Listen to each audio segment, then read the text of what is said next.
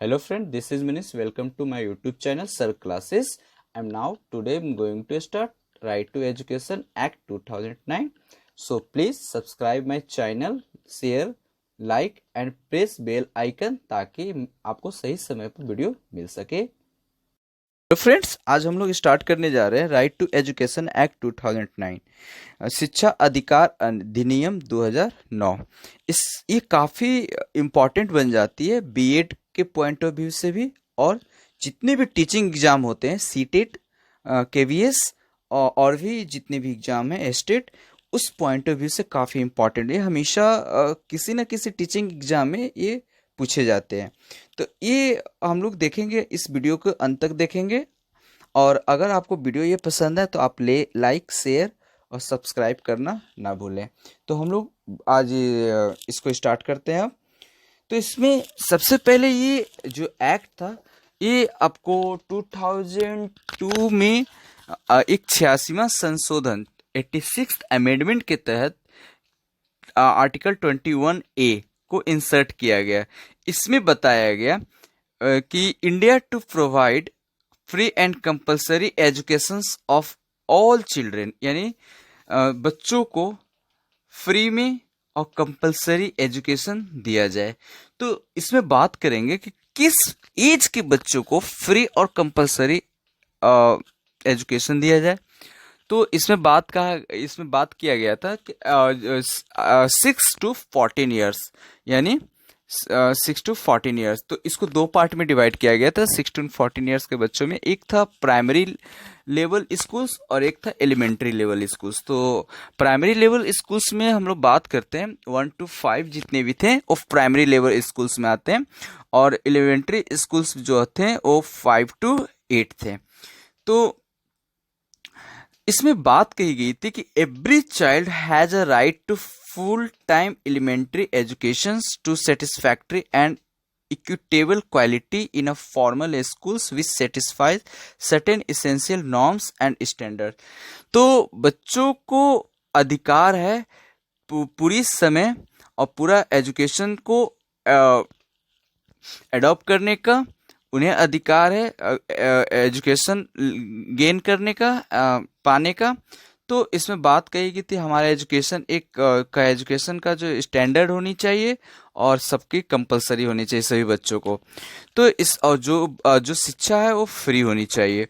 तो ये जो था ये पार्लियामेंट में पेश कर दिया गया था 4 अगस्त 2009 को। तो जैसे कोई भी बिल जब पास होती है तो पहले लोकसभा में पास होती है, फिर राज्यसभा में जाती है, फिर उसके बाद राष्ट्रपति का उसमें मोहर लगती है, फाइनल वो लॉ बनती है। तो ऐसा ही हुआ 4 अगस्त 2009 में जब इसे सभी जगह से पास कर दिया गया, और ये जाकर लेकिन ये 1 अप्रैल 2010 को ये लागू हो जाता है।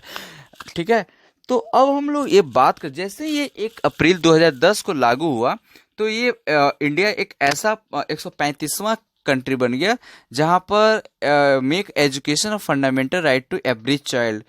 तो ये एजुकेशन में एक ऐसा 135वां देश बना जहां पर बच्चों को फंडामेंटल राइट के अंदर रखा गया, बच्चे की शिक्षा को फंडामेंटल राइट के अंदर रखा गया। तो इसमें आर्टिकल 45 में ये भी मेंशन है कि जो हमारा कॉन्स्टिट्यूशन आर्टिकल 45 की मैं बात कर रहा हूँ कि all the citizens have equal right to education, सभी नागरिक को अधिकार है एजुकेशन शिक्षा पाने का। तो आगे हम लोग बात करते हैं कि इसमें जो एज होती है बच्चों को, लगभग आपका 6 to 14 ईयर्स, इसके बीच के एज के बच्चों को इसमें free and compulsory education provide करनी है। तो इसमें हम और अब बात करते हैं कि the act also provide that no child shall be held back, expelled or required to pass a board examination until the completion of elementary education। इसमें बात किया गया है कि आप किसी को भी एक्सपेल्ड नहीं कर सकते हो, किसी को आप बोर्ड एग्जामिनेशन से वंचित नहीं कर सकते हो। तो इसमें प्रोवाइड किया गया, इसमें बोला गया था कि आप बच्चों को प्रेशर स्ट्रेस देकर आप उसे क्लास से करने से वंचित नहीं कर सकते हो। दूसरी बात इसमें बोला गया था कि कि जो आपका जो राइट टू एजुकेशन जो होते हैं इसमें आप जैसे आप बात करते हैं कि require survey that will monitor all neighbourhoods. एक चीज और आप लोग जान लीजिए कि इसमें जो 6 to नॉर्मल जो चाइल्ड रहेंगे वो 6 to आप 14 तक उनको फ्री एंड कंपलसरी एजुकेशन, लेकिन जो डिजेबल्ड पर्सन रहेंगे, जो स्पेशल चाइल्ड रहेंगे, उन्हें 18 ईयर्स तक ये एजुकेशन फ्री और कंपलसरी प्रोवाइड किया जाएगा। और इसमें ये भी बताया गया था कि आप किसी को ये बोलकर नहीं कि आपका एज ज़्यादा है, आपका एडमिशन अब नहीं होगा, बहुत सारे ऐसे चीज़ें थे कि आप उस तरीके से बोलकर आप उन्हें एडमिशन लेने से मना कर दें। ऐसा नहीं है। आपको अगर बाय द वे अगर मान लेते हैं कि कोई भी बच्चा अगर शिक्षा ग्रहण करने से वंचित रह जाता है 5 साल 6 साल या 9 साल तक, तो उस एज के हिसाब से आप उनको जिस क्लास में होना चाहिए उस क्लास में आपको डालना है। आप उन्हें ये नहीं बोलकर आप उन्हें डिनाई नहीं कर सकते हैं कि आपको एडमिशन नहीं होगा। ये तो बिल्कुल ही आरटीई एक्ट के अगेंस्ट है। ये आप बोल ही नहीं सकते कि आपका एडमिशन नहीं हो। आपको एडमिशन लेनी है, चाहे वो आपका जैसे मान लेते हैं कि 9 साल तक कोई बच्चा अगर पढ़ने से वंचित रह गया किसी कारणवश, तो 9 साल में जिस क्लास में वो रहना चाहिए था उस क्लास में वो एडमिशन उसको लेना है। आप no fee school fee capitations fee charge और expenses are to be paid by child to get elementary education. आपको कोई कैपिटेशंस फी नहीं देनी है, कोई स्कूल फी नहीं देनी है और कोई एक्सपेंसेस अदर एक्सपेंसेस पे नहीं करनी है स्कूल्स को। If a school does not provide facility to complete elementary education, then a child of that schools can take a transfer to any other government। अगर मान लेते हैं कोई स्कूल्स गवर्नमेंट स्कूल्स में कि उसमें कुछ फैसिलिटी के वजह से कोई पेरेंट्स अपने बच्चों को नहीं रखना चाह रहे हैं चाहे किसी कारणवश, तो वो अगर चाहते हैं कि उनका बच्चा कहीं और दूसरे गवर्नमेंट स्कूल में पढ़े, तो आप उन्हें रोक नहीं सकते। आप उन्हें जो सर्टिफिकेट होता है उसे आप दे सकते हैं, ट्रांसफर सर्टिफिकेट। आप ये रोकना नहीं है, आपको दे देना है। Each child is entitled free text book. सभी बच्चों को फ्री में टेक्स्ट बुक देनी है, राइटिंग मटेरियल्स देनी है और यूनिफॉर्म देनी है। तो ये सभी आरटीई एक्ट के तहत आते हैं। अब बात करते हैं हम लोग कि ड्यूटीज क्या होनी चाहिए। जो गवर्नमेंट है, लोकल अथॉरिटी है और पेरेंट्स की ड्यूटी क्या होनी चाहिए इस एजुकेशन के तहत, तो उसका हम लोग बात करते हैं, डिस्कस करते हैं। तो the central and state government have concurrent responsibility to provide fund for executions of the RTE Act। तो सेंट्रल और स्टेट दोनों गवर्नमेंट का ये रिस्पॉन्सिबल बन जाता है कि आप बच्चों को मतलब जो एजुकेशन के लिए जो फंड है बिना डिले किए उनको प्रोवाइड किया जाए।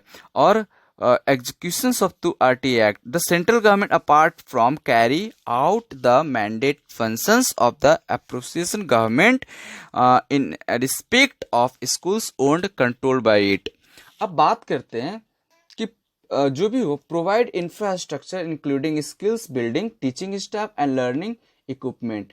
तो जो इंफ्रास्ट्रक्चर हो वो काफ़ी अच्छी होनी चाहिए, स्कूल की बिल्डिंग अच्छी होनी चाहिए, वहाँ पर वॉशरूम गर्ल्स टॉयलेट अलग होनी चाहिए, बॉयज़ टॉयलेट अलग होनी चाहिए, टीचिंग स्टाफ रूम अलग होनी चाहिए, लर्निंग इक्विपमेंट होनी चाहिए जैसे कि लाइब्रेरी होनी चाहिए। इस तरीके से बात कही गई थी। ऑल प्राइवेट स्कूल, जितने भी प्राइवेट स्कूल्स है उसमें 25% जो भी वीकर सेक्शन जो मतलब असमर्थ है पैसे देने में, उन्हें SC ST जो भी कास्ट से आते हैं, बिलोंग करते हैं, OBC, तो उनमें से 25% वीकर सेक्शन के बच्चों को आपको एडमिशन लेनी है। ठीक है, तो ये इसमें बात कही गई थी।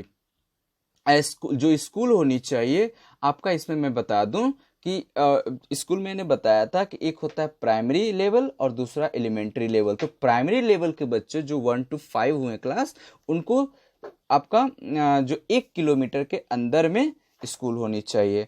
और जो अपर जो हो गया मतलब एलिमेंट्री एजुकेशन, उसको आपका जैसे 6 to 8 जो हुआ 6, 7, 8 3 क्लास, तो उसमें आपका जो स्कूल जो होनी चाहिए वो 3 किलोमीटर के अंदर होनी चाहिए। अब हम बात करते हैं कि जो डेंसली पॉपुलेटेड एरिया है, मतलब घनी आबादी जहाँ पर है, depending on the number of children between the age of 6 to 12 more than one school में बी नेसेसरी। ठीक है, तो यहाँ पर बात होती है कि डिपेंड करता है, मतलब जहाँ घनी आबादी है, अगर बच्चा मतलब ज़्यादा है और जिनकी एज 6 से 12 है, तो वहाँ पर वन स्कूल या एक से ज़्यादा स्कूल भी हो सकते हैं। ठीक है, अब बात करते हैं रिमोट एरिया। रिमोट एरिया बोले तो ग्रामीण क्षेत्र, where distance are more than the prescribed kilometre, facilities should be provided for free transportation और रेसिडेंस एज रिक्वायर्ड। तो अगर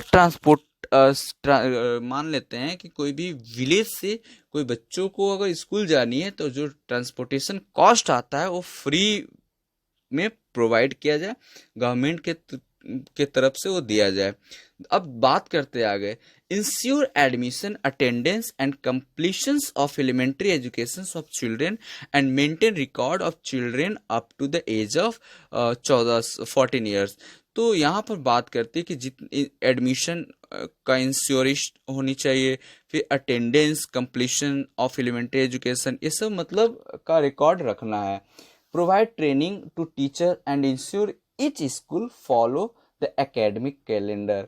तो यहाँ पर बात कर रहा है आरटी कि जो टीचर होनी चाहिए वो वेल ट्रेंड होनी चाहिए, और दूसरी बात कर रहा है कि उन्हें एकेडमिक कैलेंडर को फॉलो करना चाहिए। And now ensure good quality elementary education according to specified standard and norms. तो जो एलिमेंट्री एजुकेशन है या फिर हमारा जो एजुकेशन क्वालिटी है वो बेटर होनी चाहिए। Ensure that to new schools is either started to allot to functions without obtaining a certificate or recognitions from a designated authority and schools। तो अब ऐसा नहीं है कि बिना रिकॉग्निशन से, बिना किसी की इजाज़त से आप स्कूल खोल दो, आपकी मतलब स्कूल की कोई सर्टिफिकेट नहीं है, आप जैसे तैसे आप स्कूल नहीं खोल सकते हो। उसके लिए आपको गवर्नमेंट से क्या आपको परमिशन लेनी पड़ेगी, आपको सर्टिफिकेट इशू करवानी पड़ेगी, ताकि पता चले कि आपके स्कूल अच्छे हैं और वहाँ के जो भी टीचर्स है वो काफ़ी वेल ट्रेंड है। तो इससे भी ज़रूरी है, ऐसे नहीं है कि आप स्कूल खोल दो जहाँ मन किया वहीं पर।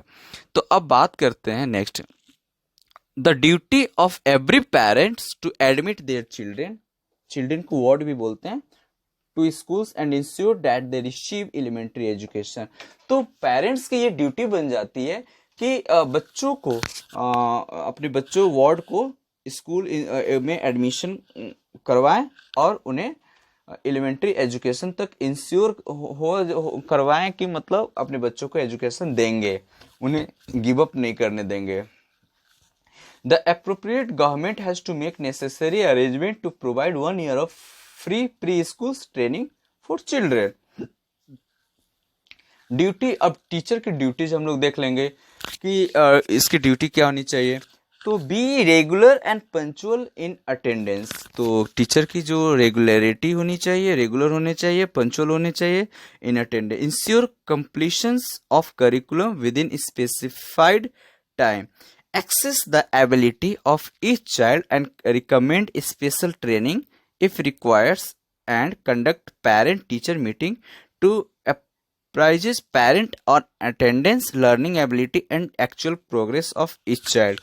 अब जो हमेशा जैसे होता है कि पेरेंट टीचर मीटिंग आपको रखना है मंथ में या फिर जो भी हो उस अकॉर्डिंग, और उसमें बच्चों की प्रोग्रेस के बारे में डिस्कस करनी है पेरेंट्स के साथ, और टीचर को काफ़ी फैमिलियर होनी चाहिए बच्चे के साथ, ताकि वो अच्छे से बच्चे अपने प्रॉब्लम टीचर के साथ शेयर करे और टीचर पोलाइटली और हम्बली उसे सॉल्व करने की कोशिश करे।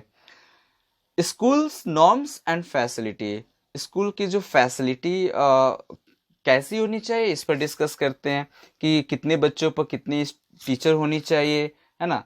तो देख लेते हैं इसमें क्या कहा रहा है कि there should be 1 teacher for every 30 student. 30 student पर एक शिक्षक का होना जरूरी है, ठीक है। और जो वो किसके लिए, तो प्राइमरी एजुकेशन के लिए 1 to 5 के लिए, समझे।